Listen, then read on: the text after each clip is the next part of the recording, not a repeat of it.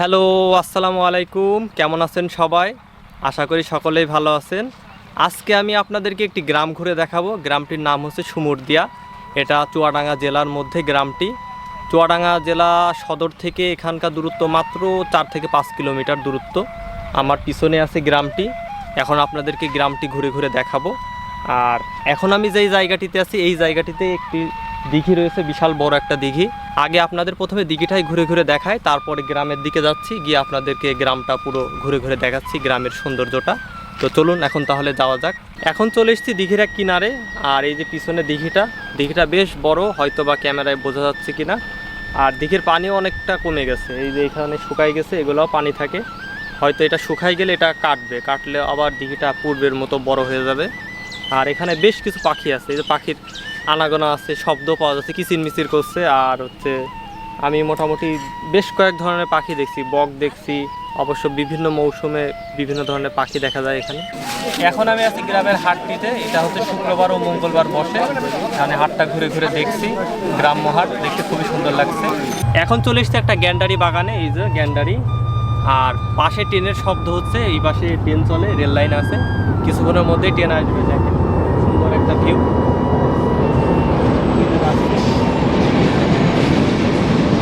ট্রেনটার নাম হচ্ছে রূপসা এক্সপ্রেস। খুব সুন্দর একটা ভিউ।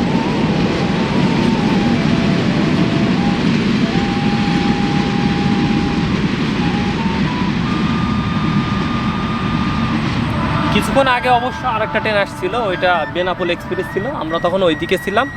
বাগানটা খুবই সুন্দর লাগছে, দূর থেকে দেখলাম, এই জন্য নিচে আবার নেমে আসলাম। এক পাশ থেকে আরেক পাশ একেবারে দেখা যাচ্ছে পুরো ফাঁকা, আর খুব সুন্দর করে সাজানো রয়েছে।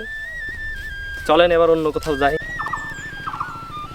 এখন আমার পাশে যেটা দেখা যাচ্ছে এটা হচ্ছে প্রাইমারি স্কুল। এটা হচ্ছে সুমুরদিয়ার প্রাইমারি স্কুল গ্রামের। ভালোই সুন্দর। অবশ্য আজকে শুক্রবার, আবার বিকাল, এই জন্য একদম শুনশান নীরবতা, দেখতে ভালোই লাগছে। এটা হচ্ছে গ্রামের স্কুল। এখন আমরা আরেক জায়গায় যাই, গিয়ে আপনাদেরকে দেখাচ্ছি।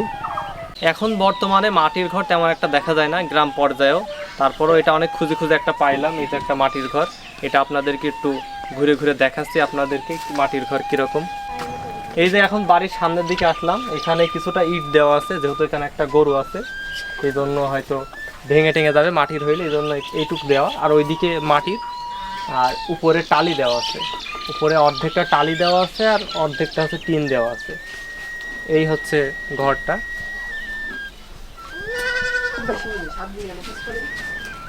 এখানে একটা হাঁস রয়েছে, চীনের হাঁস। এটা ছাগল আছে, আর এখানে রান্না বাড়া করছে,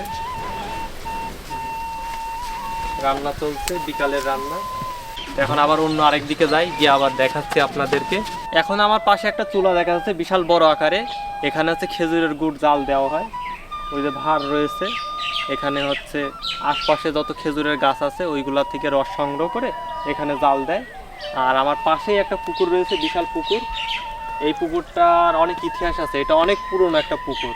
পূর্বে এখানে যখন জমিদাররা ছিল তাদের সেই আমলের পুকুর। এটা একটা শান বাঁধানো পুকুর, অবশ্য প্রায় ধ্বংসস্তূপে পরিণত হয়ে গেছে। সেরকম একটা শান বাঁধানো জায়গা দেখা যায় না। এরকম বেশ কয়েকটি পুকুর আছে। এখানে এক কিনারে অল্প একটু হয়তো শান বাঁধানো আছে, ভাঙাচোরা, সেটাই আপনাদেরকে দেখাচ্ছি। আসেন পিছনে পুকুরটা দেখায় আপনাদেরকে। আর চারোপাশে অনেক আম বাগান। এখানে আশেপাশে ডানে বায়ে যা দেখছি সবই আম বাগান। কিছু কিছু লিচু গাছ আছে, এই যেগুলো লিচু গাছ। আর এটা হচ্ছে পুকুর।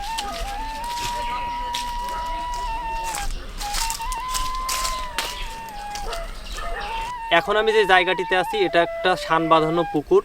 আর এরকম পুকুর বেশ কয়েকটা আছে এই গ্রামের মধ্যে, কিন্তু এই পুকুরটা মোটামুটি কিছুটা টিকে আছে, তাও প্রায় ধ্বংসস্তূপে পরিণত। এই যে আমার পিছনে এটা হচ্ছে শান বাঁধানো, অবশ্য বোঝা যাচ্ছে কি না, ওই যে কিছু কিছু জায়গায় হয়তো দেখা যাচ্ছে, এই যে সিঁড়ির পিলারগুলো আছে ওইগুলো দেখা যাচ্ছে, আর বেশিরভাগই নাই, এগুলোও ভেঙে চুরে গেছে। মোটামুটি কিছুটা টিকে আছে, তাই জন্য এই পুকুরটাই দেখাচ্ছি। তাছাড়া এখানে আরও বেশ কয়েকটা রয়েছে। এই ছিল আমার সুমুরদিয়া গ্রাম ঘুরে দেখানো। আপনাদেরকে ঘুরে ঘুরে দেখালাম যতটুকু যা সম্ভব। আবার নেক্সট কোনো গ্রামে গিয়ে আপনাদের ঘুরে ঘুরে দেখাবো ইনশাল্লাহ। আজকের ভিডিওটা এই জায়গায় শেষ করছি। ধন্যবাদ সবাইকে।